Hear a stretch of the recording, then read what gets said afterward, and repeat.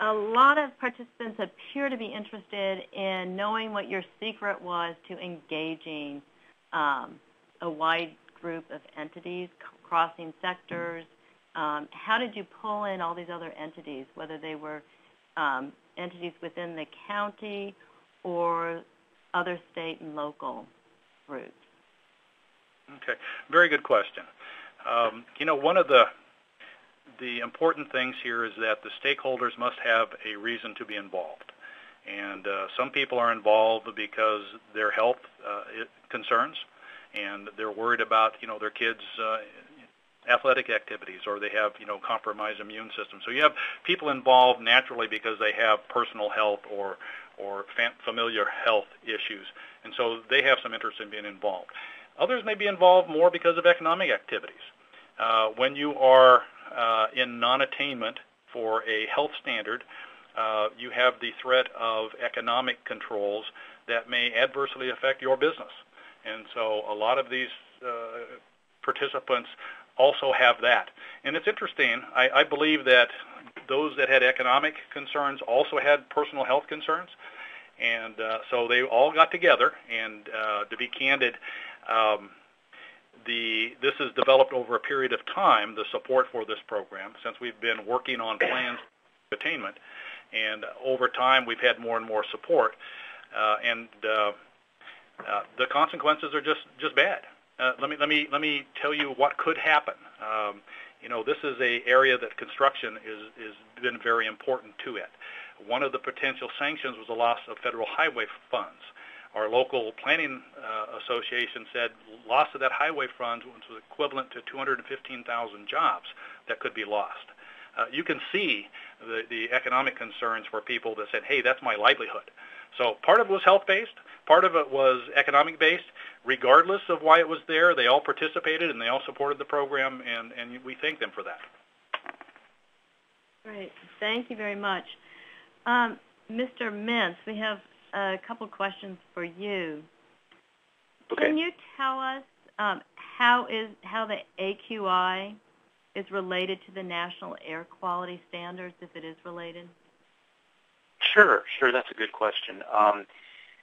The EPA sets national standards for 6 outdoor air pollutants, and Mr. Wiley had mentioned particulate matter. That's one of them, and particulate matter has 2 indicators, PM10 and then the PM2.5 that was mentioned just a minute ago as well, being even smaller particles than PM10.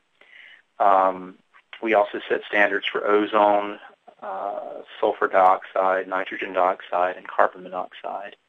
All of those except for lead are part of the air quality index. Lead is excluded primarily because it does not have a short-term standard, something that we can relate on a short-term basis. Most of the standards require several years of data, 2 or 3 years of data, before you can assess whether whether a monitor in a given area meets the standard or not. And that relates to the non-attainment term that Mr. Wiley used earlier when he was indicating that Maricopa County was in non-attainment for PM10. And obviously, the general public doesn't want to wait 2 or 3 years to find out if they live in an area with good air quality or not. And so the AQI was developed as a communications tool to provide daily air quality information to the public. So the levels that are used in the index are related to the levels that are prescribed in the National Air Quality Standards. Typically, the level of 100 for the AQI is set at a level that's equivalent to the short-term standard for one of those pollutants. So that if you see a daily level that's higher than that, then that equates to a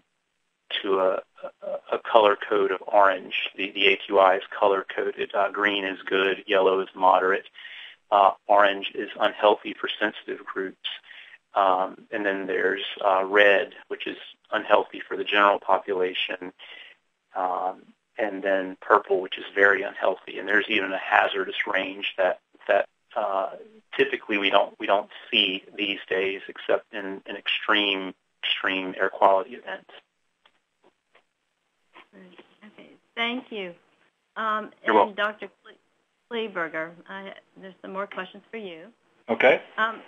Can you tell us what the role of air pollutants is on existing lung diseases such as asthma?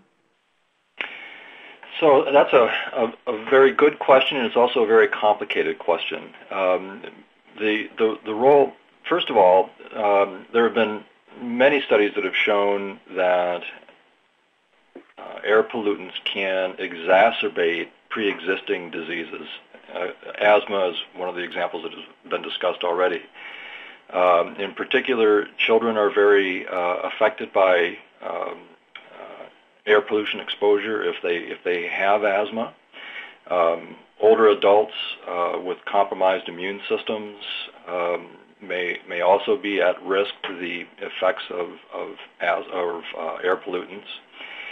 And recent, although somewhat controversial, studies have also suggested that exposure to air pollutants, in particular ozone, can cause chronic lung diseases. A number of studies have suggested that exposure to ozone at fairly high concentrations, especially in those who are exercising or playing sports, may have an increased risk of actually developing asthma as a function of being exposed to ozone. So there are a number of factors that can contribute. As I said, age is one of those, the amount of exposure that you get, and